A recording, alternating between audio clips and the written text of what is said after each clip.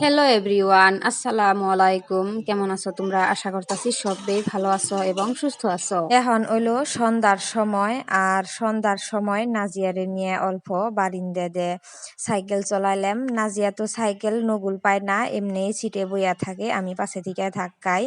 এইভাবে নাজিয়ার লগে অল্প বাইরে খেলাধুলা করলাম। নাজিয়ারে এখন হাত মুখ ধুয়াইয়ে ফ্রেশ কইরে আনলাম। এখন ওরে পরবার বহাম, ওরে পরবার দিয়ে থুয়ে আমি ঘরের অল্প কাম কাজ আছে, বাসন ধোয়া, এমনি মুছামুছি অল্প কাম আছে, ওই কাম কয়টা করুম। এখন তো নাজিয়ে পরবার পারে না, তাও মাঝে মাঝে কিতাব দিয়ে ব্যস্ত থাকবার দেই। কাম করতাছি আর মনে মনে ভাবতাছি এখন রাইতের খাবারে যে কি বানামু।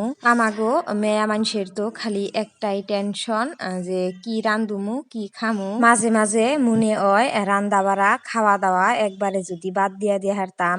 কি রে বান, আল্লাহ আমাগো খাইবার দিছে, এত কষ্ট করে গরমের মধ্যে রান্ধন লাগে, উপায় নাই। আল্লাহ যেহেতু আমাগো খিদা লাগার সিস্টেমটা কইরা দিছে, ওই জন্যে আমাগো রান্ধন লাগবই আর খান লাগবই। যাই হোক, দুপুরে আমি সবজি বেশি করে বানিয়ে থুইছিলাম।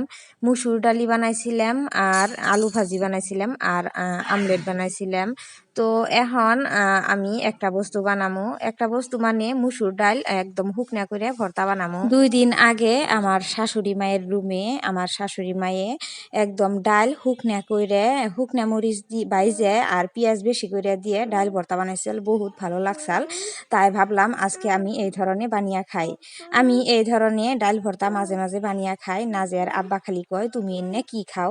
নাজিয়ার আব্বা যেহেতু ডাল ভর্তা ভালো পায় না, ওই জন্যে আমারে কয় তোমাগো মধ্যে কেরা কেরা ডাল ভর্তা খাইয়ে ভালো পাও, আমারে কমেন্ট করে জানাবা। যাই হোক, আজকের ভিডিওতে তোমাগো কাছে বহুত কথা শেয়ার করলাম। ভিডিওটা যদি ভালো লাগিয়া থাকে তাহলে লাইক কমেন্ট করো আর ভিডিওটা শেয়ার করে দিও। আল্লাহ হাফিজ।